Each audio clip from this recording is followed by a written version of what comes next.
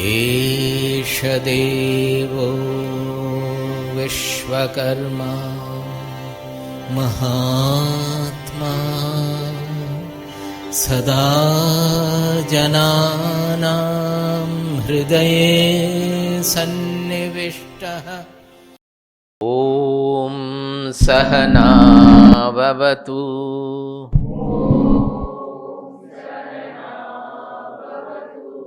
सहनौ भुनक्तु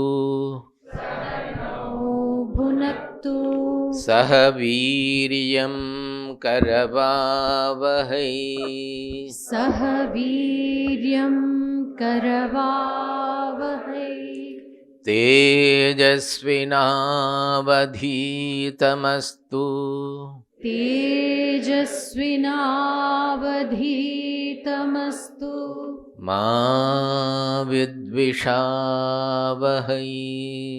मा विद्विषावहै।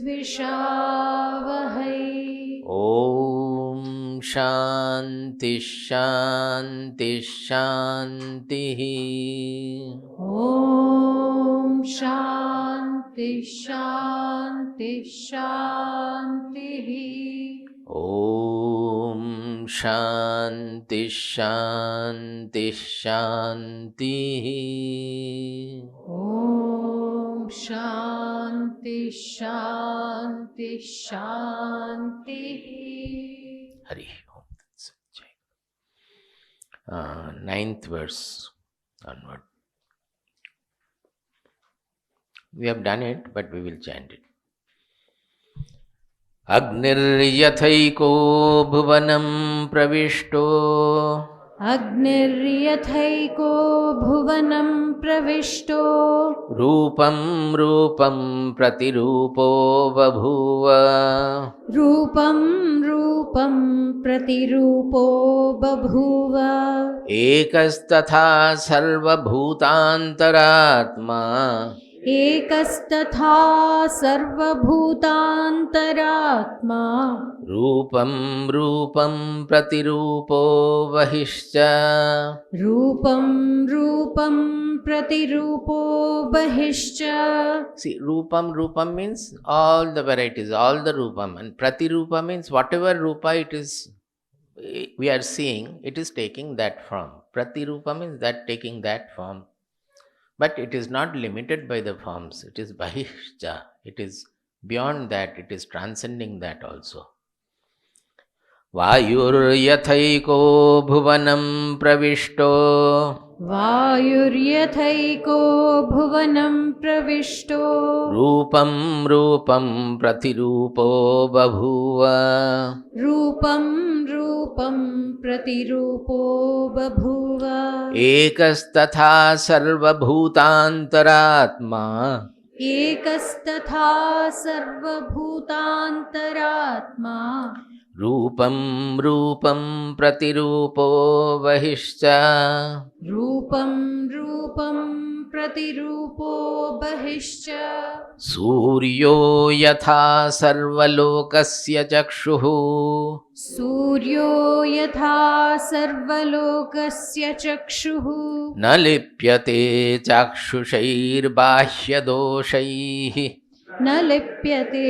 चाक्षुषैर्बाह्यदोषैः एकस्तथा सर्वभूतान्तरात्मा एकस्तथा सर्वभूतान्तरात्मा न लिप्यते लोकदुःखेन बाह्यम् न लिप्यते लोकदुःखेन बाह्यम् एको वशी सर्वभूतान्तरात्मा एको वशी सर्वभूतान्तरात्मा एकं रूपं बहुधा यः करोति एकं रूपं बहुधा यः करोति तमात्मस्थं येनुपश्यन्ति धीराः तमात्मस्थं येनुपश्यन्ति धीराः तेषां सुखं शाश्वतं नेतरेषाम् तेषां सुखं शाश्वतं नेतरेषाम्। See, I said that whenever the Upanishad repeats, it means the importance of that. Again and again they are saying, Ekas tatha sarva bhuta antaratma, rupam rupam pratirupo vahishcha. Ekas tatha sarva bhuta antaratma. How many times they have repeated? Because our mind will not take to the truth easily. We are promoting from the limited concepts. The constricted mind will not take to it easily.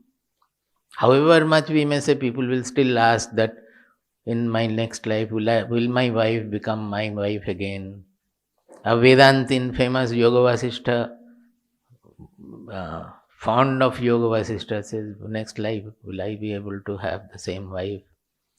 So it doesn't go, however much we may say. Upanishad knows that. That is why they are repeating. Not only that, there is a great meaning in this. What they are trying to say through this truth is to give to our mind a cosmic picture. Cosmic picture, understand? Our mind is generally limited to small, because we are always haunted by selfishness, our likes and dislikes, raga-dvesha, etc. How to give that mind a touch of the universality? Because Atma means you have to become universal, you have to become cosmic. So when he is saying that the Vayu, it is not just the air, Vayu means prana also. Everything is taken to an abstract level where the cosmic picture is given to us. Agni we mean chota bo, that lamp we are lighting, that is the Agni. It is not so. Really, is that the Agni or the energy is the Agni? In some places it is emitting some visible radiation as a flame we are seeing. Whatever infrared radiations, heat radiations are coming, we are not seeing it. That is also Agni. That in our stomach everything is digested, that is also Agni. But we don't see them.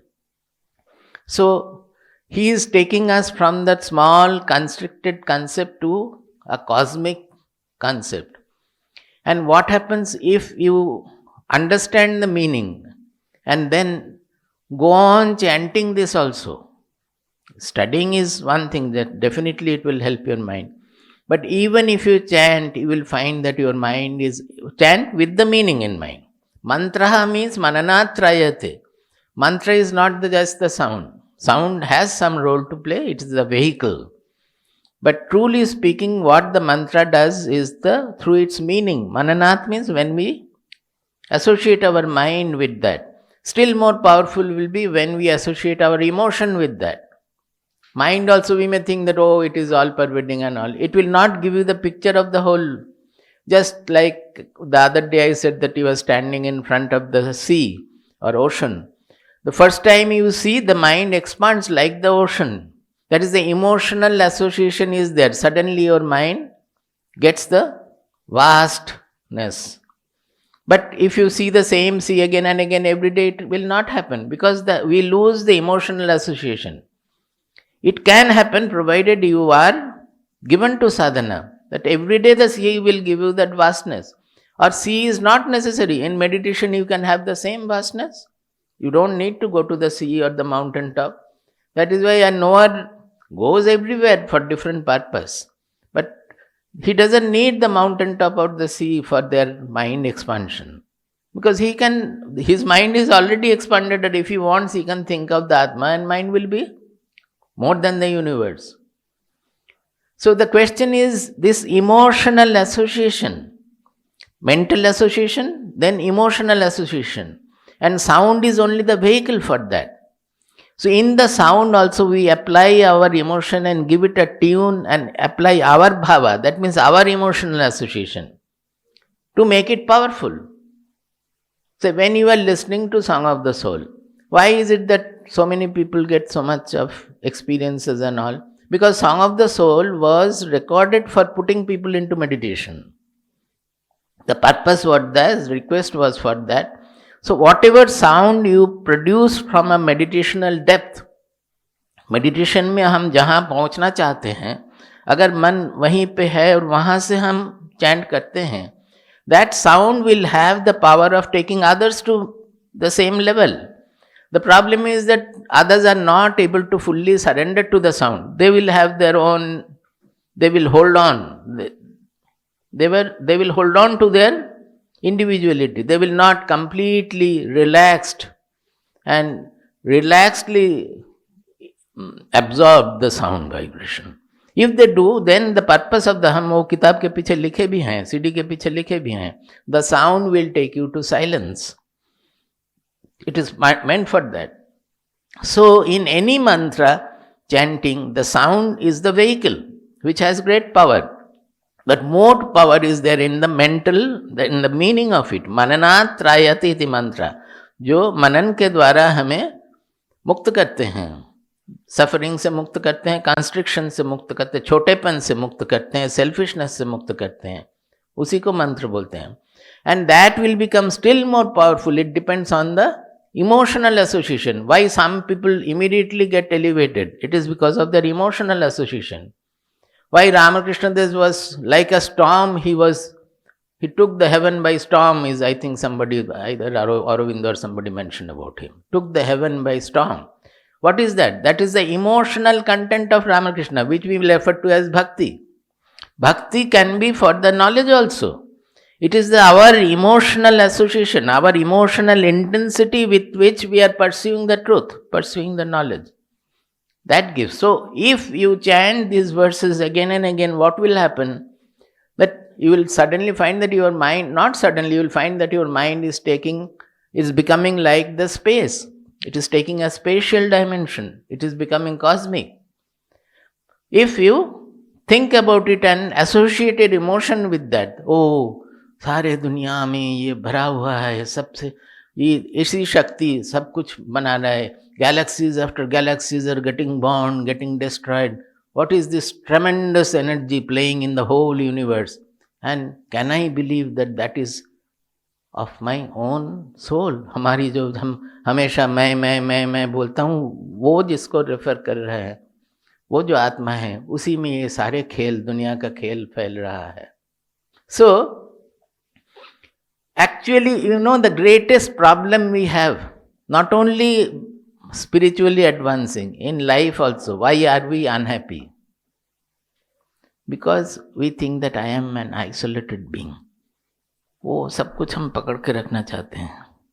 I want to hold on, possess, and nobody is connected to me.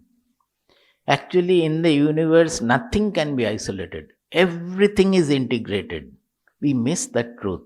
You look into a molecule also in a crystal, inside what is happening? Are not all the molecules are integrated, bound to each other, they function together. You look into the astronomical level, how the planets are going around the sun, how the sun is in the galaxy, how the galaxies are moving. Everywhere there is integration. If the cultivators do not produce food, will you be able to live? If the weavers do not produce the cloth, will you be able to cover yourself? If the masons do not construct, will you be able to stay comfortably? Each and every aspect of our life depends on others. Is it not so? But we forget it. While eating food, we don't remember the cultivators or the farmers are not having food. Do we remember? We don't. While putting on the clothes, 2000 रुपये से साड़ी नहीं, आज तो 10,000 होगा ना आजकल. 10,000 रुपये का साड़ी खरीद लिया, पहन लिया. वो जो बेचारा बनाया है उस साड़ी को, वो तो खाना भी नहीं मिल रहा है शायद पूरा. Because the middlemen are there to swindle that part.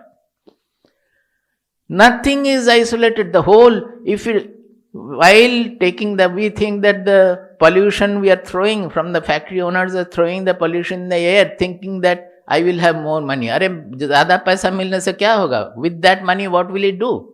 Because his children, his grandchildren also will breathe the polluted air, polluted water. But we don't remember. So all our troubles are because of the selfishness, because of the constriction, because of the isolated feeling we have. So the purpose of all the Shastras, particularly the Upanishads, you will find that this dimension is the main tune, the fundamental tune of the Upanishads. Why people like Upanishads? It is this fundamental tune of vastness. Say during the Renaissance movement of Bengal particularly, they were rejecting even our people, Hindus also were rejecting Murti Puja, idol worship and all. Even Ramakrishna Deva was very much ridiculed all around. Brahma Samaja was growing. But what was the base of Brahma Samaja? It's the Upanishadic philosophy. Because it automatically gives you a vastness, a cosmic dimension in you. So we may think that itna repeat karne ka kya hai? It is going on repeating, giving various examples. It is only to help our mind to expand and take that cosmic dimension. That we should remember. And everywhere he is emphasizing the unity in diversity. Ekas tatha sarvabhuta antaratma. Don't think that I, which I am identifying with always, it is encapsulated by my body, mind, personality. That I cannot be two or many. Everywhere it is the same. So it is taking to the universality. You read Brihadaranyaka, you read any of the Upanishads, everywhere it is. They are saying that why should there be bhaya? There should be any fear. Because when there is no two, from whom will you fear? And to whom you will be attracted. So they lose all attraction for the world. They perform the best activities in the world, but in their mind, if you could look in, you will find that they don't have anything to do with the world. In their mind, they will, when nothing to do, they will just sit blank, thinking of the welfare of the world or something. They don't have anything to gain.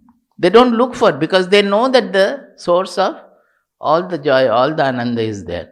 Not only that, the whole world is born of ananda. Where they will miss ananda?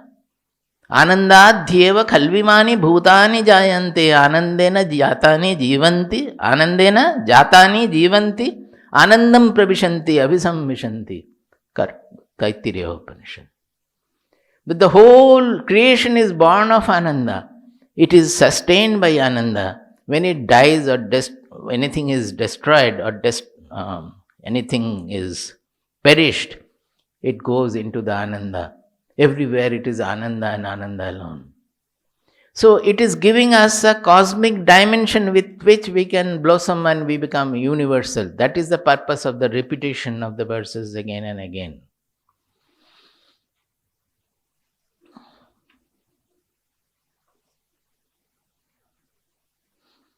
The previous verse, 8th verse also we have done, that I just repeat. Ya esha supteshu jagarti kamam purusho nirmimanaha tadeva shukram tad brahma tadevamritamuchyate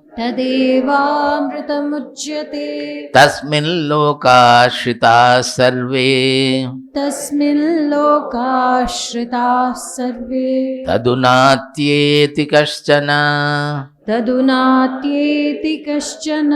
etadvai tat. So this indeed is Nachiketa, what you have asked, that when the body falls, what remains? What he is saying here, the important points are Supteshu Jagarti. This Jagarti is important. Why? Because this Atma never sleeps. What sleeps is the mind, the body. The Atma never sleeps, it cannot sleep. There is no question of it sleeping, because if anybody is sleeping, that Atma has to reveal the sleep. If the Atma sleeps, then who will reveal that sleep? Nobody will know that sleep. Do you get it? So there is no question of the Atma sleeping. That is why this Jagarti word is very important. Supteshu Jagarti. When we are sleeping, we are dreaming, the Atma is awake. So they call us that arise, awake. That means our mind, our buddhi should awaken to that. Atma need not awaken. We all think that the Atma is undergoing change and mukti is for the Atma. Atma is always mukta. Atma doesn't need any change at all. Atma doesn't need purity. It is at the peak of purity. It is purity itself, embodied purity. Not embodied, but it's purity itself. What is necessary is the change of the mind. We are feeling the bondage, the constrictions, the smallness in the mind. That mind will undergo the change. That mind will develop more and more of Vairagya, means more and more of impersonality, impartiality, universality, By that, the mind will grow purer and vast like the space. It will go to the spatial dimension and further. The mind, buddhi, everything will undergo a change so that they become the Atma. Atma is nothing but the pure mind. The Atma as we experience, it is the pure mind, nothing else. A Vishuddha Manah is called is the Atma, which is experienceable Atma.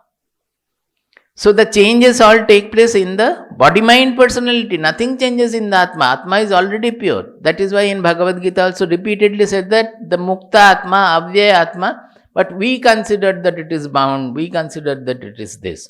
It is called Dehi. Dehi means it is having the Abhimana in the Deha. That means it is identifying with the Deha. So that identification has to change. Actually, nothing has happened to it. My mind is thinking that I am encapsulated by the body. So Suptesha Jagati means even when the body is going to not only dreaming, but when it is sleeping also, there is no signal, but that sleep also is revealed by the Atma. And when it is dreaming, then also it is producing kamam purusho nirmimanaha. It goes on producing, not according to its own wish. The productions are according to the kama of the mind and buddhi and all, whatever our internal state of the mind basically. So whatever the mind wants, it goes on producing. When we are awake, there is a conflict because whatever the mind wants, if it produces, that will not match with it. You want to become the king of the world, but you are a servant. You want to become a Nobel laureate, but you don't have any such capability. So the wakeful world is contradicting it.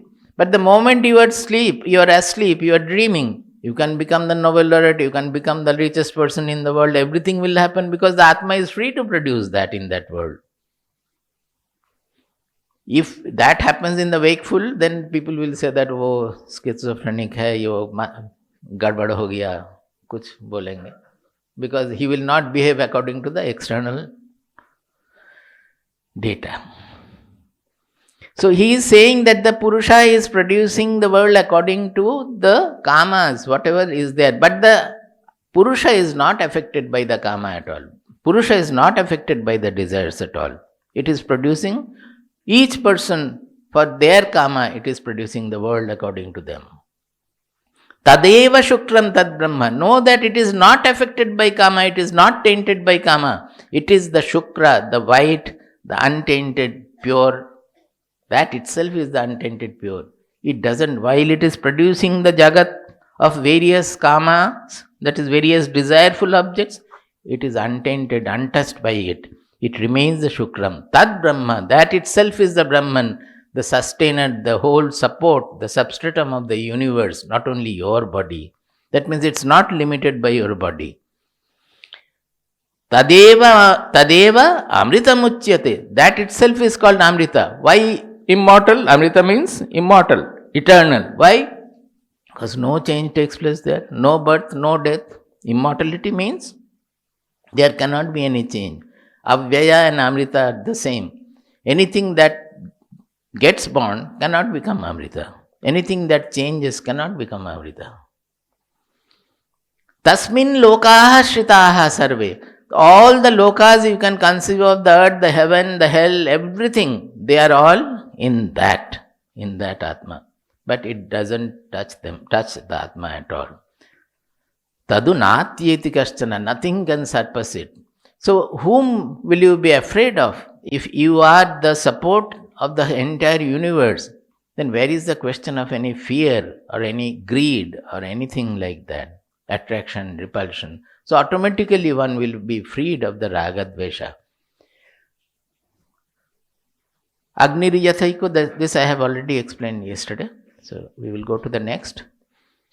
Vayuryathaiko bhuvanam pravishto. Vayuryathaiko bhuvanam pravishto. Rupam pratirupo babhuva. Rupam रूपं प्रतिरूपो बभूव एकस्तथा सर्वभूतान्तरात्मा एकस्तथा सर्वभूतान्तरात्मा रूपं रूपं प्रतिरूपो बहिश्च. रूपं रूपं प्रतिरूपो बहिश्च. From Agni they have come to a little subtler Vayu. Now Vayu does not mean only air. It can be air, but the Vayu is related to breath, which is related to prana. So there also abstract concept, we have to take it to abstract level. If you consider air, then air is everywhere, but if you contain the air in anything, it takes the form of that. The air is everywhere and we are breathing from that and we are living on that. With our possessiveness, can we hold on the air that I will not give it to others? वो हमारा वायु है, हम रखेंगे अंदर. रखो, बंद करके रखो अंदर, क्या होगा? It is everywhere, the same vayu going everywhere. Now if you think about the prana is like a new element on earth. Suppose when the earth was developed, it was absolutely solid. Then slowly something happened, the molecules, they became, which can manifest life. So life, in our scripture, life as such is a cosmic life. Whatever can vibrate in that, whatever can manifest, they breathe and they, what do you call it? Pulsate with the life. That is when the molecules became fit to pulsate with life, then the prana starts manifesting there. It is just like the radio the other day I spoke, that the electromagnetic waves are all there, not only from Delhi station, but various, now mobile stations, all, we are full of electromagnetic waves everywhere. What is happening also we don't know. But whenever we have the radio which can tune to that, and then it starts pulsating with the waves that is coming. It is producing whatever is somebody is playing in Delhi radio station. So it is coming. Ghaziabad में भी radio station है क्या? नहीं है? अच्छा. So Delhi station, whatever is sung or talked, that starts manifesting there. Now a little thing goes out there, immediately it stops manifesting the program. So the radio has died, but nothing has happened to the electromagnetic waves passing here. Whatever is fit to manifest it is manifesting it. Like that, whatever is fit to manifest prana, the cosmic prana is manifest through different elements, different beings. If you think of it, will not your mind grow to a very vast dimension, thinking of that cosmic prana pulsating through all the bodies, all the beings everywhere? We will automatically be compassionate about the animals also, about everything, depending on how much sensitive we are. That is why when some saints are given to too much of sattvika, they do not become perhaps gunatita. Their compassion they cannot hold on. They stop taking vegetables also. Such rishi is there. Parnada rishi, have you heard of? Parnada means who lives only on fallen leaves. Ada means to eat. So they will not even take the fruit from the tree. That also pains them. If they become even more sensitive, they will live on air. They say enough of prana, enough of life forces are there in the air, so they can live on air also. आप सुने हैं विवेकानंद लिखे हैं पावहारी बाबा. Paवहारी बाबा means Pavan Ahari Baba. He was not taking any food at all. When he asked Vivekananda, what would you like to take? The host does not take any food. So the guest has come. He asked Vivekananda, what would you like to take? Vivekananda was a little different type of a personality. He wanted to test him. He named all foreign fruits. Those days, इतना तो supply नहीं था, कहीं भी नहीं मिलता था. So he named some fruits which were not available in India. And all those came before him. Vivekananda thought, oh, such a powerful person. Immediately in his mind, his conscience, his Viveka said, Naren, tuyo magic bulli. It is not that Ramakrishna Dev descended from the heaven to tell him. It is his conscience, his viveka buddhi which cautioned him. Narayan, tuyo magic bulli. Narayan, you have also got deluded by magic. Whatever it is, will it give you the peace? Suppose it is one can produce anything. With that, will you be happy? You go on producing diamond. We had in Bengal one saint who was always converting the coal into diamond. It is said, and some people have seen those who have reported to me. अरे वो करके क्या होगा क्या उसमें? जो लोग diamond बनाते हैं अब उनका क्या हाल है? भागे हैं दूसरे कंट्री, नहीं? कितना डायमंड बनाएंगे और उसके द्वारा क्या होगा?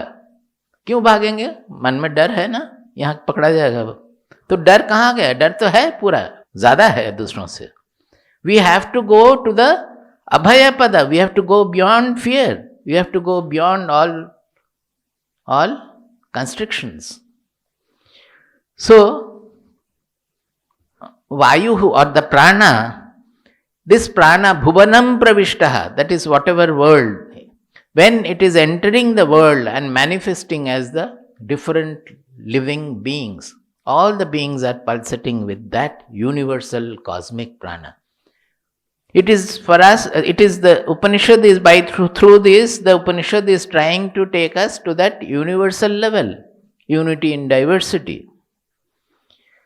Ekastatha sarvabhuta antaratma rupam pratirupo vahishta, same as the previous one.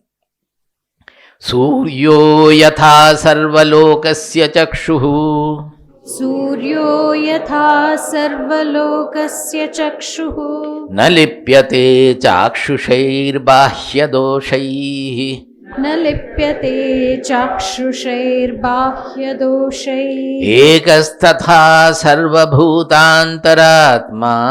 एकस्तथा सर्वभूतान्तरात्मा. न लिप्यते लोकदुःखेन बाह्यः. न लिप्यते लोकदुःखेन बाह्यः.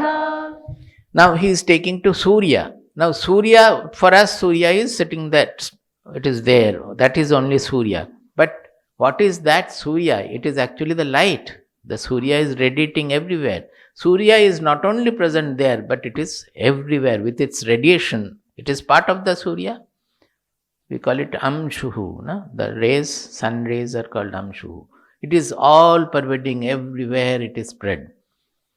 So it is the Sarvalokasya Chakshuhu. That is because of that light, everybody is able to see. It is the revealer. Chakshuhu means that reveals. Atma also reveals. The ultimate Chakshuhu, the Chakshuhu within is the Atma. Because it reveals the Surya also. It reveals everything. So it is Surya is Sarvalokasya Chakshuhu means it reveals everything to everybody. Na lipyate chakshushair bahyadoshaih. But it never gets tainted by two things you can say. One is that chakshushaih bahyadoshaih means by the defect of the eyes. Suppose you are having cataract. For that is Surya responsible. Will the Surya get affected by your blindness or your dosha in your eyes? So although the eyes are not able to see, but nothing has happened to the light, the sun's rays. This is one. Another is that, suppose the Surya is revealing everything. It is revealing the beautiful rose, fragrant rose. It is revealing the garbage. It reveals the beauty. It reveals the ugliness. Everything it is revealing. But by revealing garbage or ugliness, the sun doesn't become ugly. It never gets, na lipyate means it doesn't get tainted by anything that it reveals. Similarly, the Atma is revealing the Sukha and Dukkha. The Sukha and Dukkha are rising in the mind. The Atma is only revealer of that. So if I am the Atma, how can I get affected by Sukha Dukkha? Na lipyate loka dukkhena bahya. Loka dukkha is not able to taint our Atma. Ekastatha sarvabhutantaratma, that one Atma seated. Suppose one person is happy, another person is crying. Both are the same Atma's expression.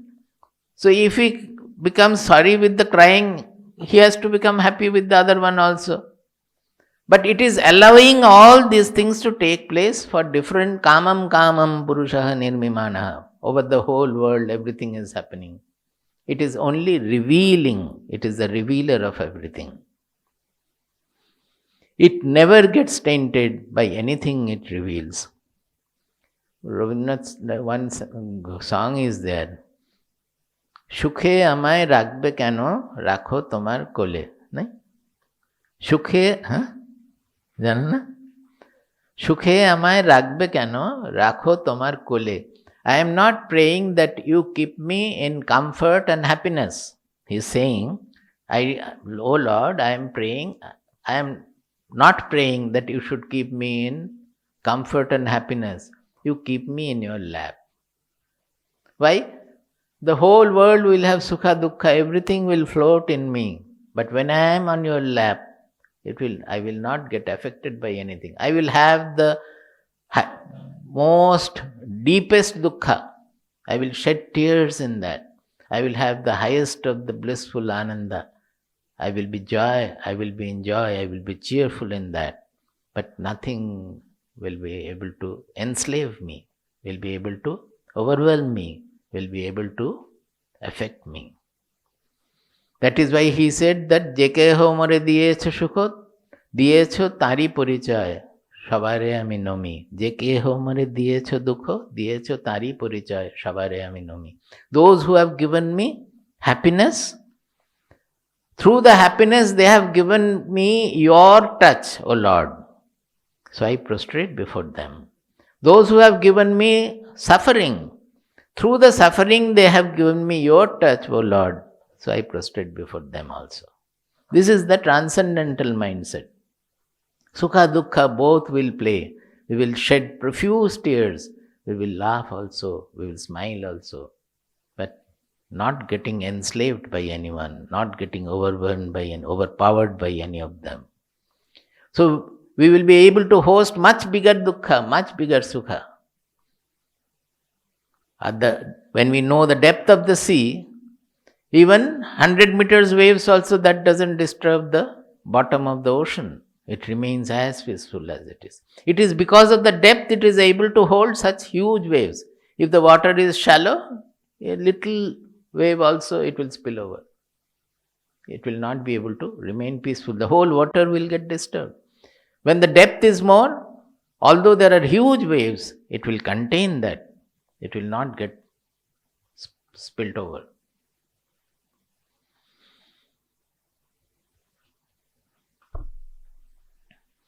एको वशी सर्वभूतान्तरात्मा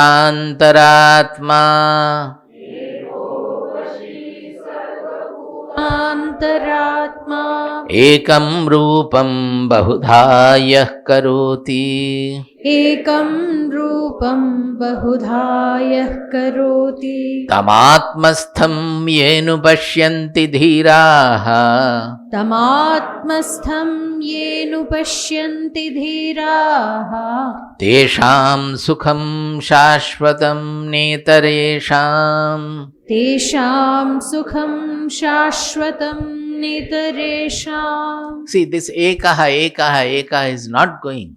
Repeatedly, ekaha, it is not bahu. Ekaha vashi sarvabhutantaratma. In all the bhutas, all the beings, it is the one atma, not multiple. Not only that, it is vashi. That means it is not under anybody else's control. It is the highest who is controlling everything. So, not only it is the antaratma for everybody, the whole control is in its hand. It is not subservient to anything at all.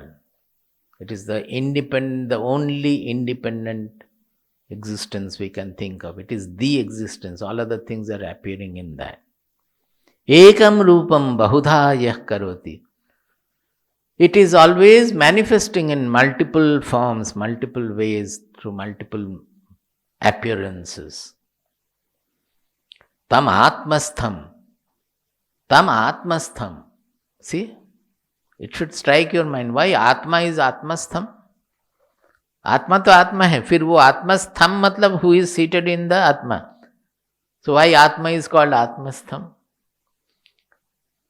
Because it is in that small I which we are referring to that Atma. You look there, you will discover this universal Atma there. It is not anywhere else. You don't have to run to the heaven to find, this is the Atma. मिला है. वो कुछ नहीं हो सकता, वो एक object होगा जो मिला है. It is right there in our heart where from the I-ness is coming, amness is coming.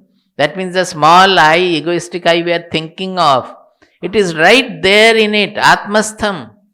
It is in our Buddhi Guha, it is in our Hrid Guha, where from the identity is coming, amness is coming. That is why they are saying Atmastham. See, you have to be very alert in reading the Shastras. Why Atma is called Atmastham? It is because you don't have to go anywhere else. You look there where from that small I-ness is coming. You are thinking, I am selfish, I am small, I am fearful, I am anxious. That I itself, you look there, this is the Atma, Vashi. That is why they say Vashi. Which you are thinking that you are under control of everything, you are always getting affected by everything happening around. That itself, there itself you look for. That is the Vashi, Ekavo Vashi, Sarva Bhuta Antaratma there itself. Which is not tainted by anything, not controlled by anybody else. Ye anupashyanti dhiraha. Ke anupashyanti? Dhiraha anupashyanti. Dhiraha I said, the wise people, the knowers. Dhiraha, the word has, I have said so many times, so I don't say nowadays. Dhiraha has two vyutpatti, two etymology. One is that dhiyam irayati iti dhiraha. Irayati means churning. In buttermilk churn karte hai na वैसा. Dhiyam irayati iti dhira. One who always churns his intellect. That means that his intelligence is not sleeping like all of us. You count throughout the wakeful hours of 18 hours, how much time the intelligence was not active. बुद्धू बन के कितना समय रहे और कितना समय चिंता किए, एनालाइज किए, देखिए, सोच के.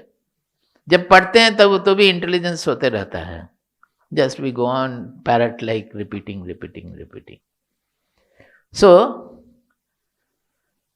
Dhiraha means whose intelligence is always awake. Not only that, where from the intelligence is coming. What is intelligence? Intelligence is where we are effortful about analyzing things, understanding. But the real understanding is much deeper there. We call it prajna or pratibodha. These are the words used. Bodhi in Buddhism. Bodhi. These are the words used. That means understanding takes place in a much deeper level. Even when the intelligence is not effortful, the knowledge of the Atma dawns there. How? It is there in the prajna level. So, another etymology of dhiraha is dhiyam rati iti dhiraha. Dhiraha. Because rati means friend. That means for whom the intelligence is a friend. Because intelligence might be active. लेकिन वो तो चोर के लिए आपसे ज़्यादा intelligence active होता है, नहीं? हमेशा सोचना पड़ता है कि इनके पॉकेट में हो सकता है, कैसे उनको डिल्यूट किया जा सकता है, पास में जाके हंस के बात करते करते उठा लिया जा सकता है.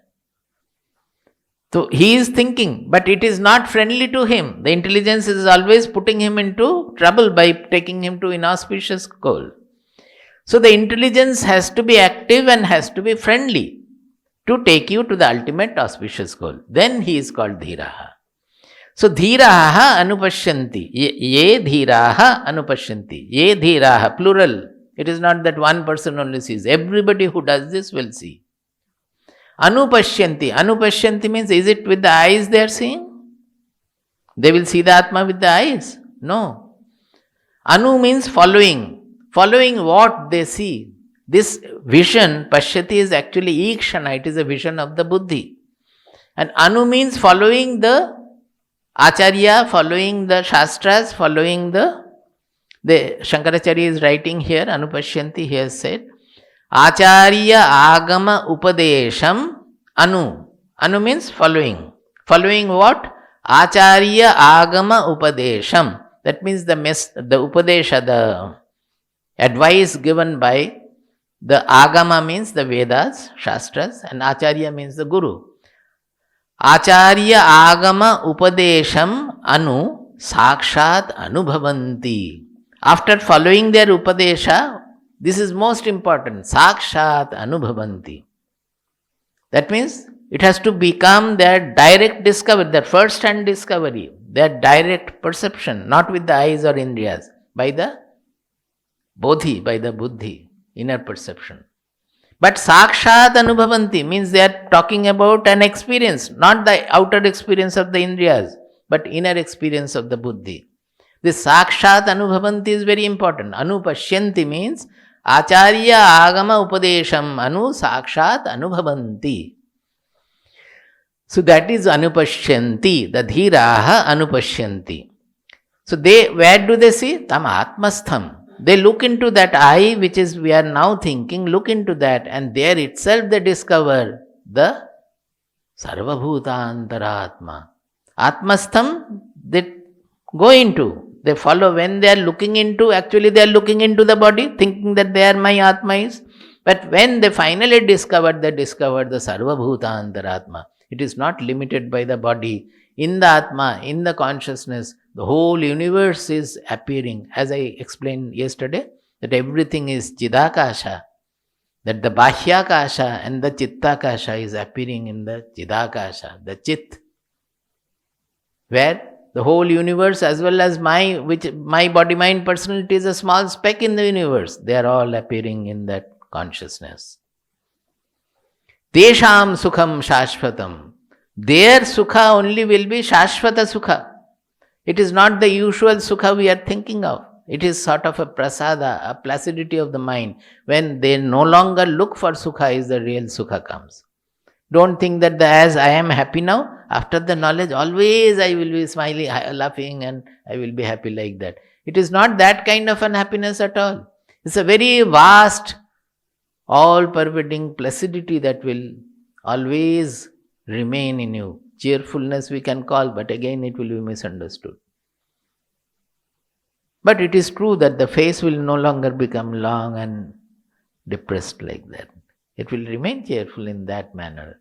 But in dukkha also, even when you are shedding tears, it will be a vast ananda there. So, tesham sukham shashvatam. Generally, this sukha we use as ananda. That is, which is there in both sukha and dukkha. Or prasada, which is there in both sukha and dukkha. Netaresham. See how they emphasize. Na itaresham. Not for anybody else. That is, if you think that I will become permanently happy by gaining this, gaining that, or by becoming self-realized, when I feel that, then I will be always happy. No. When you discover this sarvabhuta antaratma in your own egoistic small atma, then that sukha becomes shashvata, sanatana. Na itaresham, not for the others.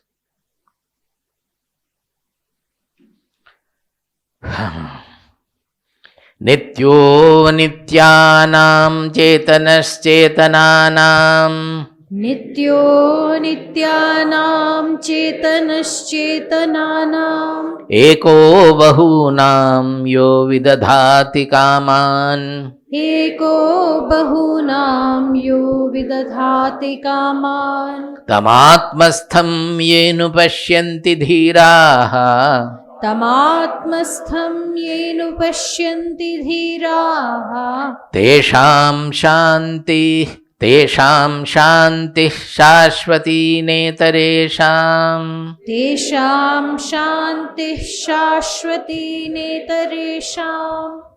He says, Nityo anityanam. Anityanam nityaha. Nityo nityanam. That means nityaha. Nityaha anityanam. Anityanam nityaha. That is, anitya means which is fleeting, impermanent. In all the, what is impermanent, everything is impermanent. Even whichever remains for millions of years also is impermanent. There is always change. Everywhere in this created world, there cannot be anything without change. Nityo anityanam, chetanas chetananam.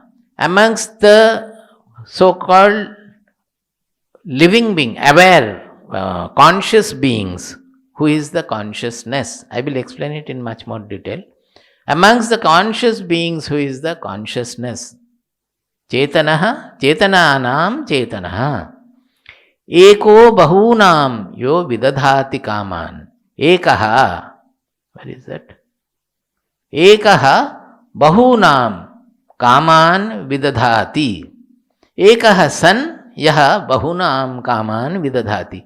Who is actually one? One means it is transcendental, but one. But it is giving to us various infinite variety of desireful objects.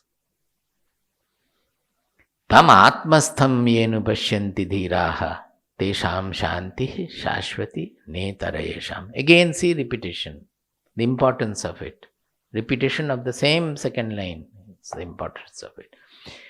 Now, anityanam nityaha, it is very easy in the first place because everything is anitya here. What is nitya? The revealer of the entire world, entire variegated world, entire changeful world.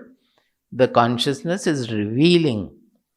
So that apart from that consciousness, the consciousness is not a matter you can see that this is consciousness, it can be known only as the amness. Apart from that, all other things are anitya. So, why it is saying that anityanam nityaha? That means it is present in the anitya objects also. How it is present? As I said repeatedly, it is not as percolated like air. It is not an object. The whole anitya, whole impermanent universe is appearing in that consciousness. So can they be without the consciousness? They are all in the Atma. Not that the Atma in them. But we say Atma in them because of the reality of the other things we feel about. So to become anityanam nityaha, that the permanent present in all the impermanent objects. Because all the impermanent objects are only a manifestation of this. It is supported, it is a substratum of everything. It is supporting everything. Chetanas chetananam. In the conscious beings, it is the consciousness. Chetananam chetanaha. In Bhagavad Gita, 7th chapter, 4 and 5. There, he is describing the Prakriti. See, just like we are studying the Atma, Anatma, Viveka. Viveka means discrimination. That is, to reach the real Atma, we have to distinguish it from all the Anatmas. That is, whatever is not Atma. That means whatever is changeful. We say Nitya Nitya Vastu Viveka. That means to reach the Nitya, permanent, we have to analyze and find that all other things are impermanent. So these are all we do. Similarly, Kshetra Kshetrajna Viveka. That what is the Kshetra, the field, the object field, and who is the knower of the field. These are all called Viveka because by applying our intelligence, we discriminate between the subject and the object. Chit Jada Viveka. What is the subject? Chit, and Jada, the object before it. That is with the intelligence we are discriminating. Now, similarly, these are all in the individual level. We analyze who am I, that the body is not I, the mind is not I. So, this is called Atma Anatma Viveka. Like that, we are distinguishing the two things. But when you take it to the cosmic level, to the universal level, then this same Viveka is Prakriti Purusha Viveka. There, the Atma, the cosmic Atma is called the Purusha, consciousness, and the entire universe is Prakriti.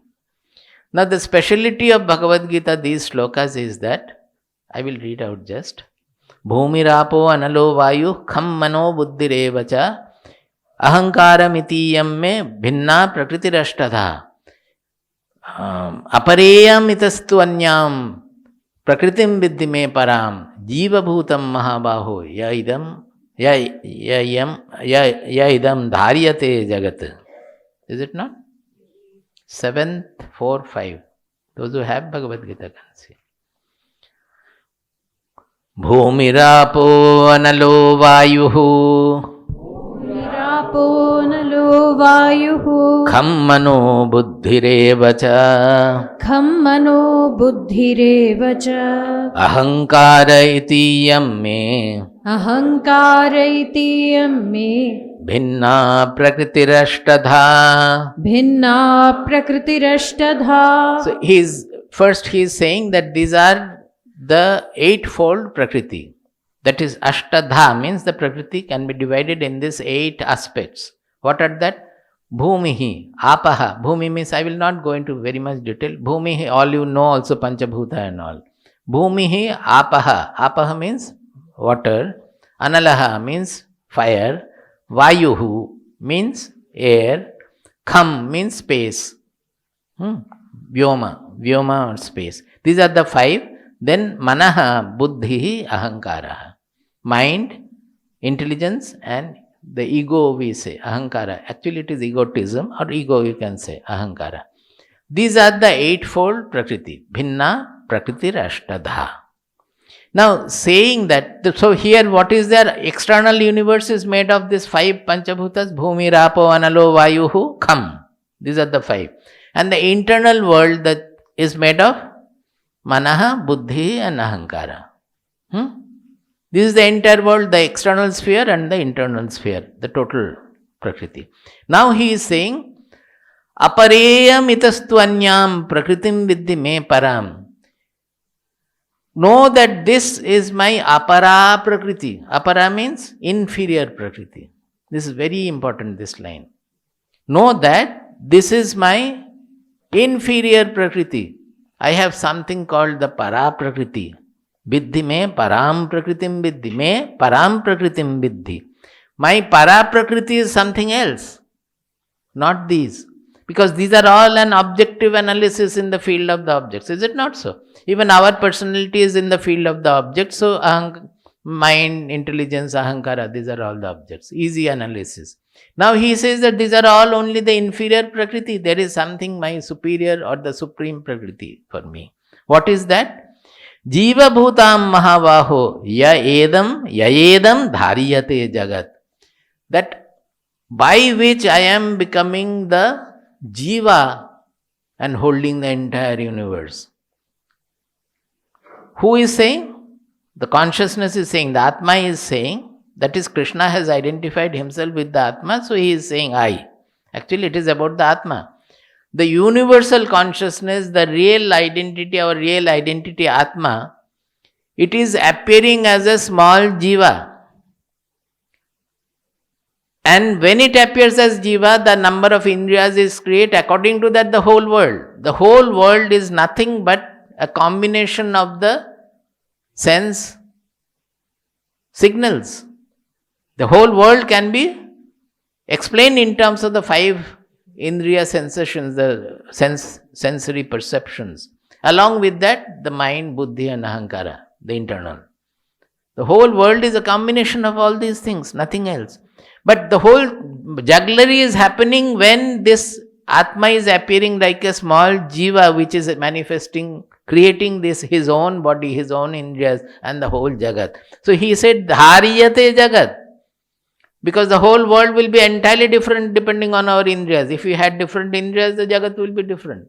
The whole thing is depending on our body, mind, indriya, personality. So that is my para-prakriti, because there the creation is taking place. The outer creation, as I explained in the para-prakriti, the ashtadha, that is very simple and objective analysis. But the real crux of the matter is my becoming jiva, which is unfolding as the entire ashtadha prakriti finally. So, what I wanted to mention here, why today I am quoting this, is to say that even this jiva is considered as prakriti, not the purusha. The purusha becoming the jiva is the para prakriti according to Bhagavad Gita. This is a speciality of Bhagavad Gita. I don't think anywhere it is written in this manner, although it is the same.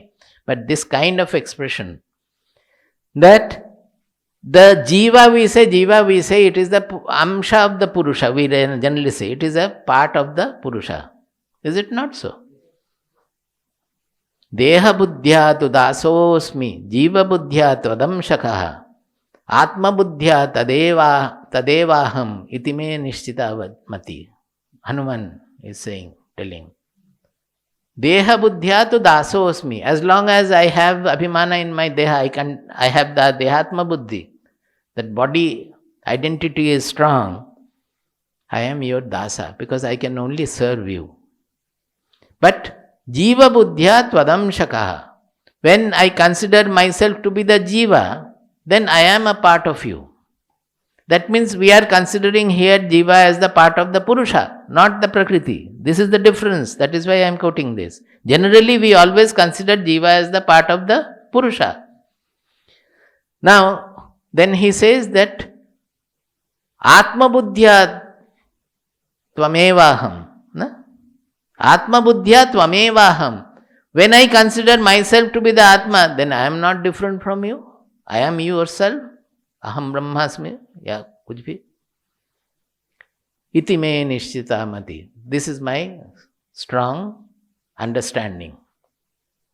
So, normally we consider jiva to be the purusha. But here he is saying that my becoming jiva is also the game of the Prakriti. This is the first game of the Prakriti, first magic created by Prakriti. Why? Because it is what we are working with. The other day I gave the example of the mirror, that sunlight is coming. This is considered this to be the Purusha or the Atma. The sunlight is coming. We hold a small mirror here and we get the reflected beam. With the reflected beam we can see everywhere. Like that, when in our body-mind personality, in the buddhi, something is getting mature or fit to manifest the Atma, manifest the Brahman, manifest the consciousness, then it radiates like the mirror. Suppose mirror is opaque, it is not radiating, you polish it, then it becomes fit to reflect. It is reflecting that consciousness with that awareness which we refer to as I.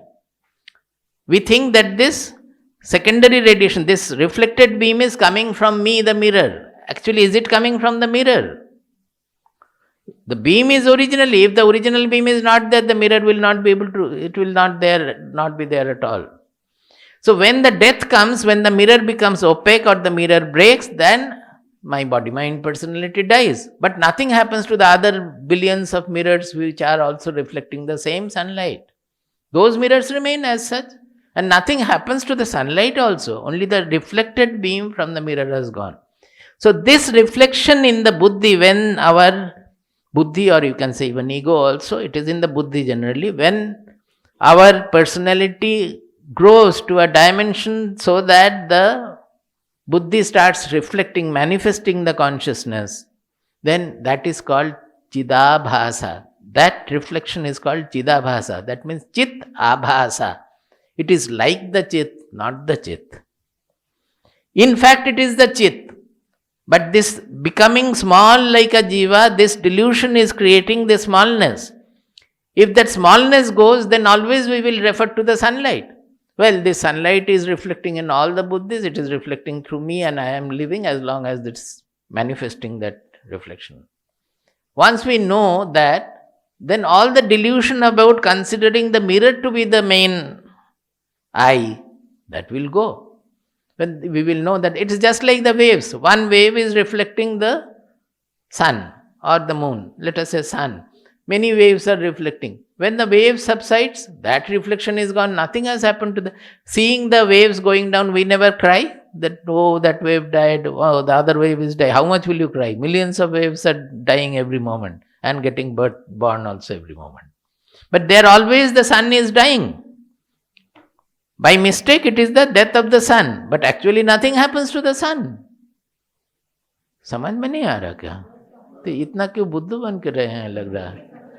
ज़्यादा समझ आ गया शायद ना? वो भी एक ही है. समझ नहीं आने से जो होगा, ज़्यादा समझने से भी वही होगा.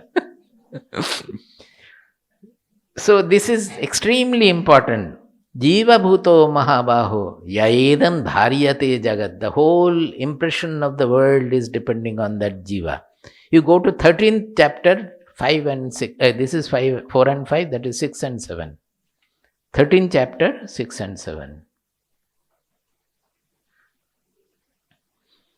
Mahabhutanyahangkaro महाभूतान्यहङ्कारो बुद्धिरव्यक्तमेव च बुद्धिरव्यक्तमेव च इन्द्रियाणि दशैकं च इन्द्रियाणि दशैकं च पञ्चचेन्द्रियगोचराः. पञ्चचेन्द्रियगोचराः. See, this is kshetra kshetrajna vibhaga yoga. In another way they are explaining. It is same but in a different form. Mahabhutani. That means before they became the sthula bhuta, the five.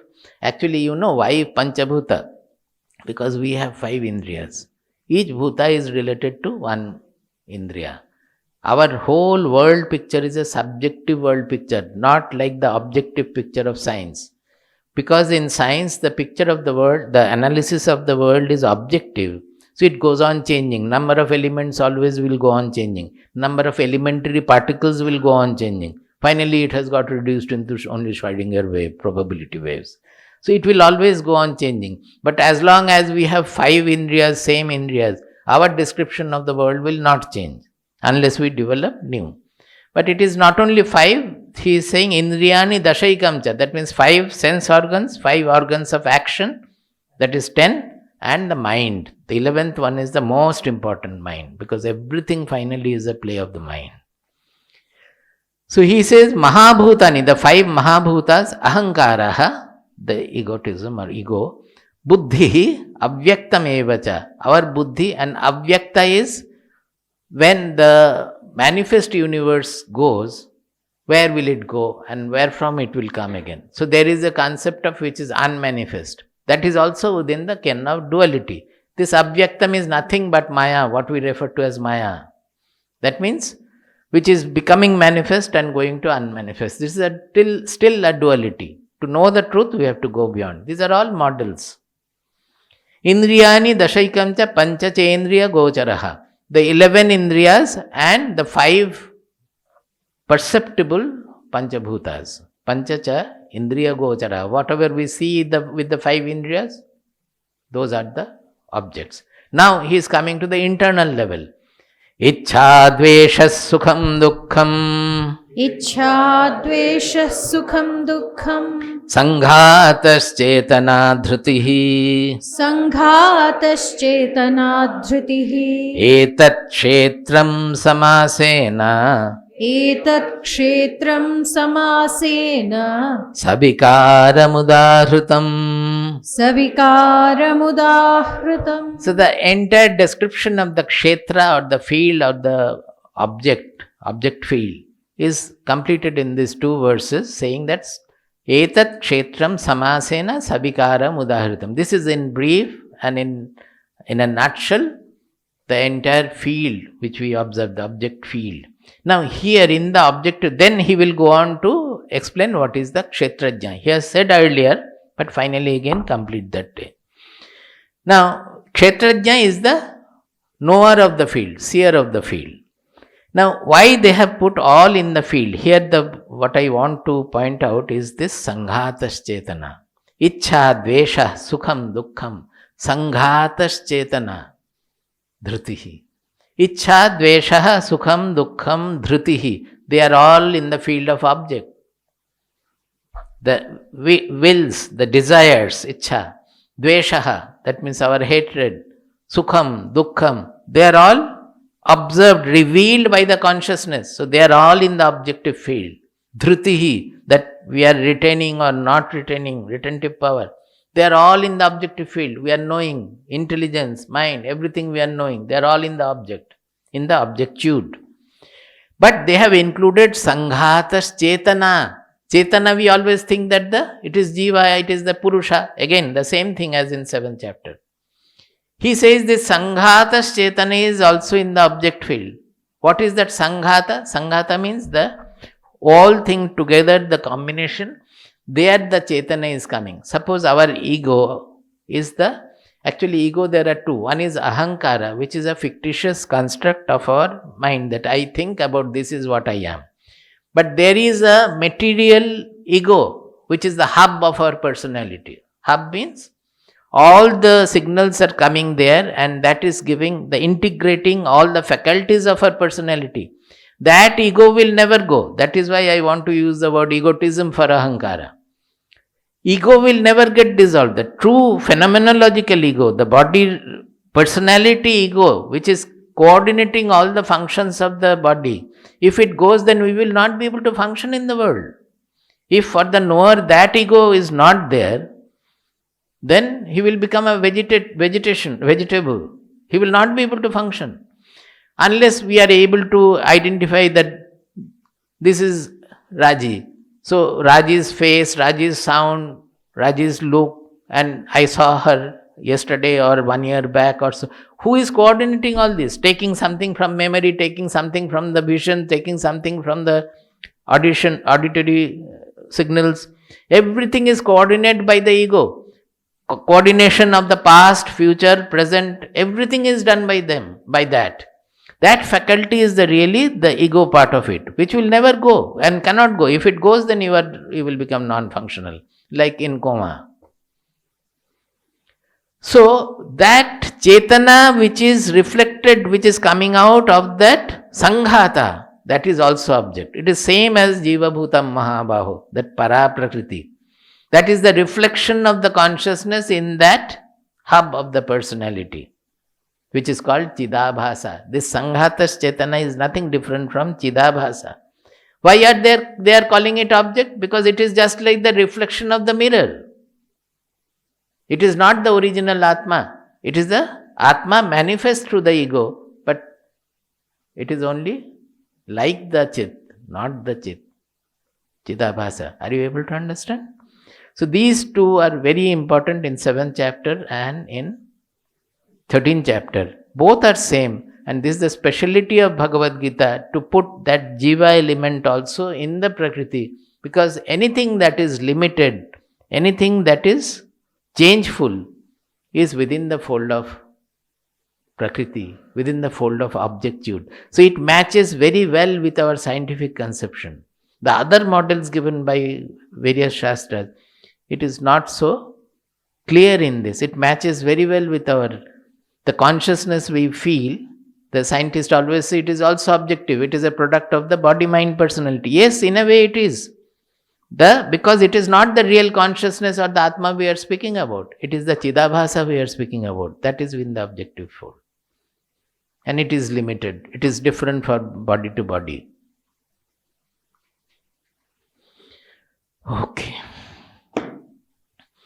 Nityo nityanam chetanascetananam Nityo nityanam chetanascetananam eko bahunam yo vidadhati kaman eko bahunam yo vidadhati kaman tamatmastham yenu pashyanti dhiraha tamatmastham yenu pashyanti dhiraha tesham shanti shashvati netaresham. tesham shanti shashvati netaresham. It is same, only Sukha is replaced by Shanti, because these are the things people look for. They want peace, they want happiness. The happiness is not like the limited happiness as we think, that only when we are comfortable we are happy. When there is suffering we are not happy. It is not like that. This happiness or the placidity or the prasada is there, ananda will be there in suffering as well as in comfort, always. And the other, because Sukham is neuter gender, Sukham Shashvatam. And because Shanti is Strilinga, Shanti is Shashvati. Shashvati, Shanti. This peace also, their peace, it is not if there is disturbance or some halla-gulla going on, their peace will not be there. This peace will be there. Our peace is the moment, if there is disturbance, if many things have to be done together, our peace gets disturbed. But this peace is not like that. This peace there inside, even if they are shouting at somebody or scolding somebody also, the peace will not be disturbed for them. Maybe bodily system will have to work and blood pressure will go up and all this will happen. Naturally blood pressure will go up.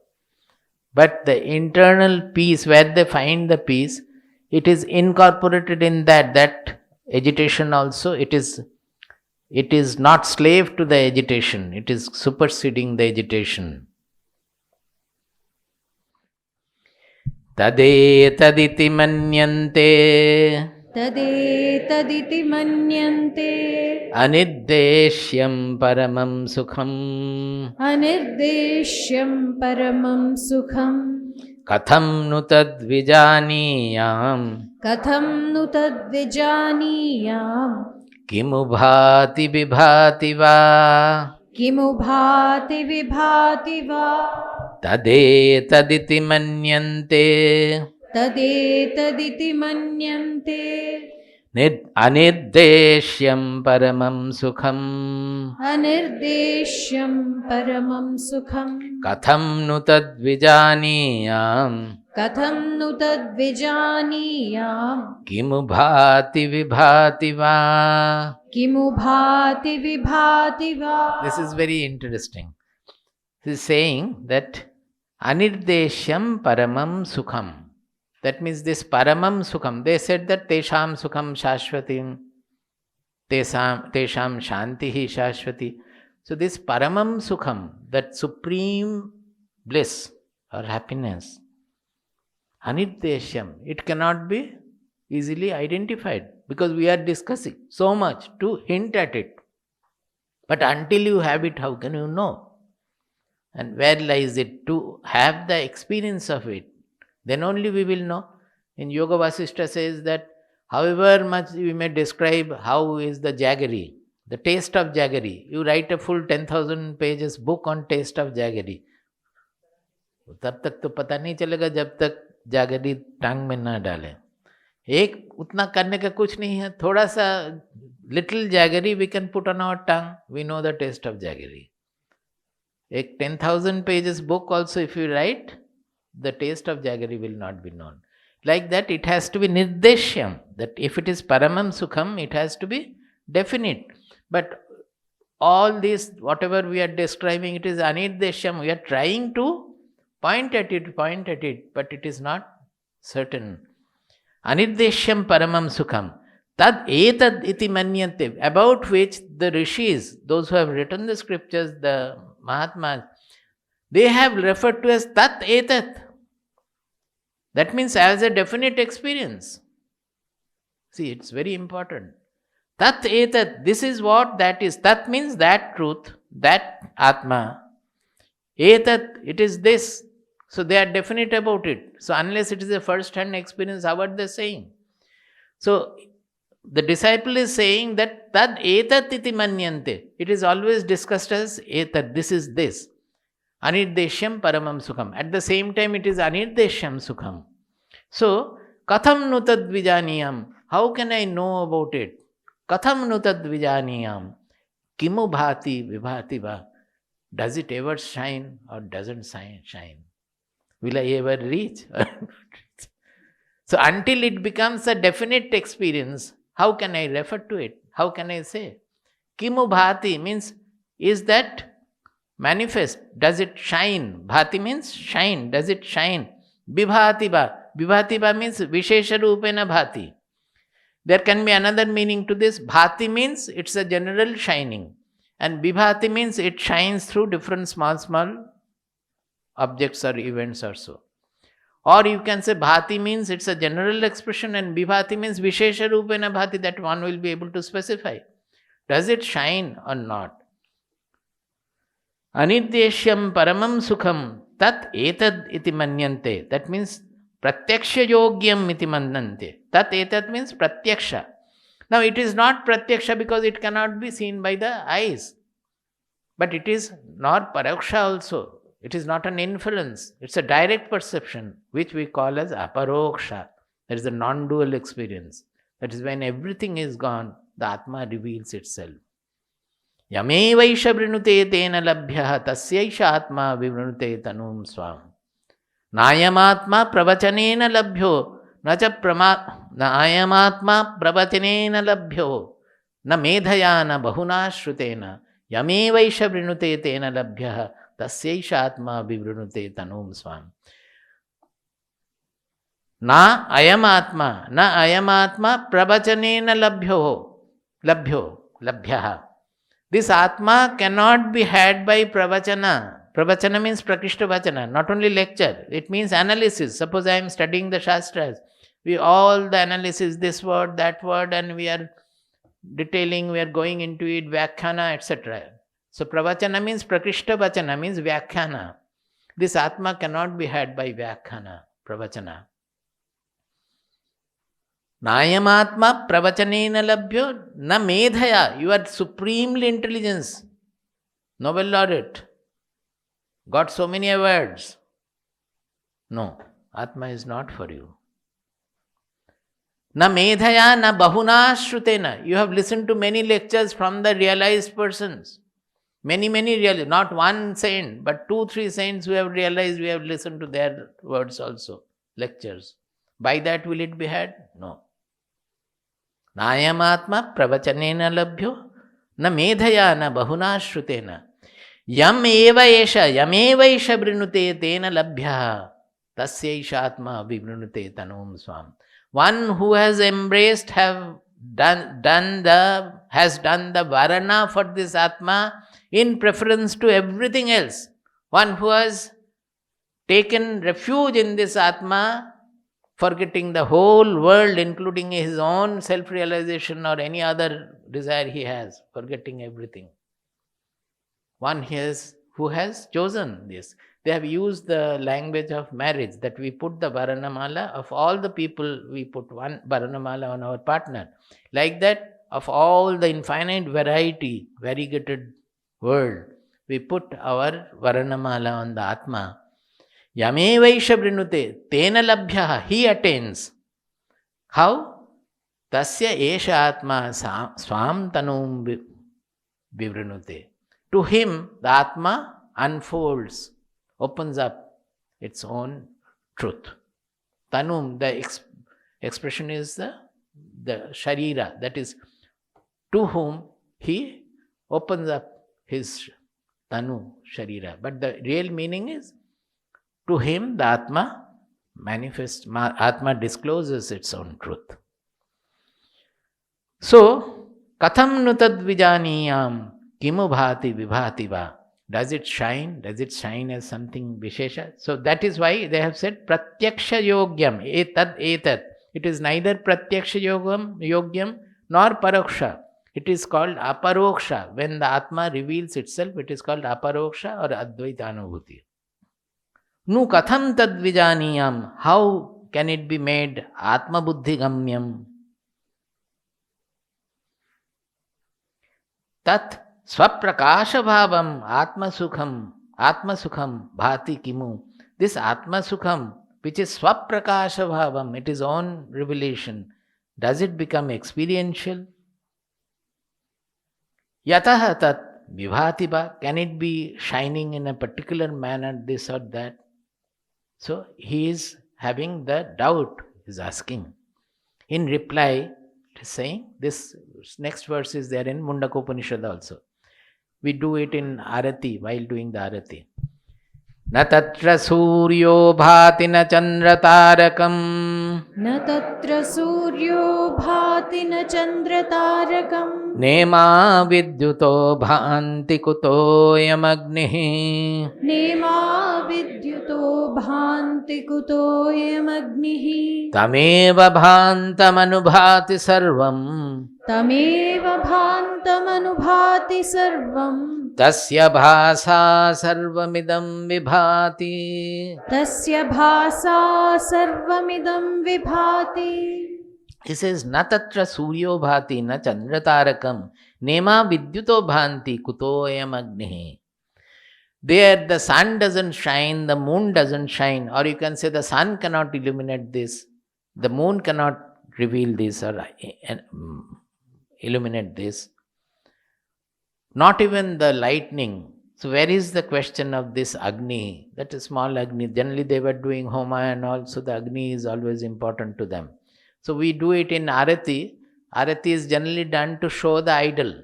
So the camphor lamp, we wave before the idol so that people can see the face of it. So while we are showing the face of the idol, we are saying that this truth cannot be shown by Agni at all. We are only fooling you because you believe in the idol, so we are showing you. But what is it? Tameva bhantam anubhati sarvam. When that shines, all others are anubhati, following that everything else shines. That is the real shining light. With that light, everything else shines. Tameva bhantam anubhati sarvam. Tasya bhasa sarvamidam vibhati. His shining, his bhasa means tritiya. By his light, everything else bibhati, that all the objects and all, they are having different colors, different forms. These are all bibhati, means vishesha rupena bhati, means shining as different forms and colors and all. But it is all with tasya bhasa, by the light of the truth. All other things are shining. So he asked, Kimu bhati vibhati ba? If you look for it, the purpose of this is that, reply is that, if you want to see in your meditation or anywhere that I will see the Atma, because they have said, Tadetat, this is that. So we look for the Atma, one day it will come up with brilliant, like 1,000 suns, with 10 horns, 10 heads and whatever, not 10 heads, but four hands and all. It will not, because it is not like that. If anything we are seeing in the color, the forms, they are all shining with the light of this truth. Those which are bibhati, vishesha rupena bhati, those who are shining with their own forms, color, etc. also, that is with that one